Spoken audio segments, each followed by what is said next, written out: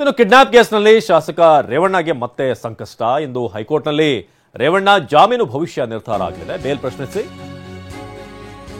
High court ಮೊರೆ ಹೋಗಿರುವಂತಹ SIT kidnap ಕೇಸ್ನಲ್ಲಿ ಶಾಸಕ ರೇವಣ್ಣಗೆ ಇಂದು ಹೈಕೋರ್ಟ್ನಲ್ಲಿ ರೇವಣ್ಣ ಅವರ ಜಾಮೀನು ಭವಿಷ್ಯ ನಿರ್ಧಾರ ಆಗಲಿದೆ.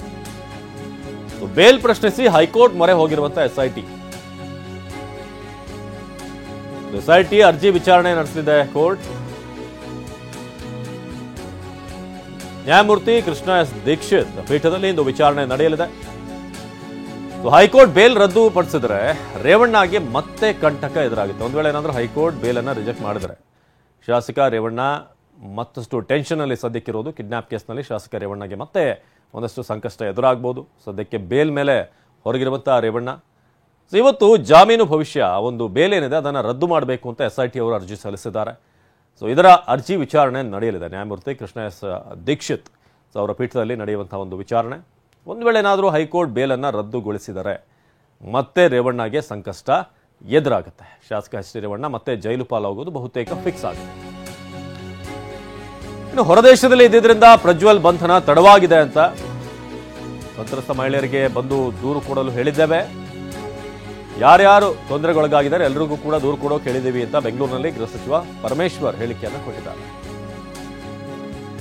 ಅಧಿಕಾರಿಗಳ ಜೊತೆ ಮುಂದಿನ ಕ್ರಮಗಳ ಬಗ್ಗೆ ನಾನು ಚರ್ಚೆ ಮಾಡ್ತೀನಿ. ಬೆಂಗಳೂರಿನಲ್ಲಿ ಗೃಹ ಸಚಿವ ಡಾಕ್ಟರ್ ಜಿ ಪರಮೇಶ್ವರ್ ಈ ಬಗ್ಗೆ ಮಾತನಾಡಿದ್ದಾರೆ. ನಾವು ಮೊದಲೇ ಹೇಳಿದ್ದೀವಿ, ಯಾರಿಗೆ ತೊಂದರೆ ಆಗಿದೆ ಅವರು ಬಂದು ಕಂಪ್ಲೇಂಟ್ಸ್ ಕೊಡ್ಬೋದು ಪೊಲೀಸ್ನವ್ರ ಮುಂದೆ ಅಥವಾ ಎಸ್ಐಟಿ ಮುಂದೆ ಬಂದು ಹೇಳ್ಬೋದು ಅಂತ ಮೊದಲೇ ಹೇಳಿದ್ದೇವೆ. ಅವರಿಗೆಲ್ಲ ರೀತಿಯ ನಾವು ರಕ್ಷಣೆ ಕೊಡ್ತೇವೆ ಅಂತಲೂ ಕೂಡ ಹೇಳಿದ್ದೇವೆ. ಅದು ಮುಂದೆ ಯಾವ ರೀತಿ ಬೆಳವಣಿಗೆ ಆಗುತ್ತೆ ಕಾದು ನೋಡಬೇಕು. ನಾವು ಮೊದಲೇ ಹೇಳಿದ್ದೀವಿ, ಯಾರಿಗೆ ತೊಂದರೆ ಆಗಿದೆ ಅವರು ಬಂದು ಕಂಪ್ಲೇಂಟ್ಸ್ ಕೊಡ್ಬೋದು ಪೊಲೀಸ್ನವ್ರ ಮುಂದೆ ಅಥವಾ ಎಸ್ಐಟಿ ಮುಂದೆ ಬಂದು ಹೇಳ್ಬೋದು ಅಂತ ಮೊದಲೇ ಹೇಳಿದ್ದೇವೆ. ಅವರಿಗೆಲ್ಲ ರೀತಿಯ ನಾವು ರಕ್ಷಣೆ ಕೊಡ್ತೇವೆ ಅಂತಲೂ ಕೂಡ ಹೇಳಿದ್ದೇವೆ.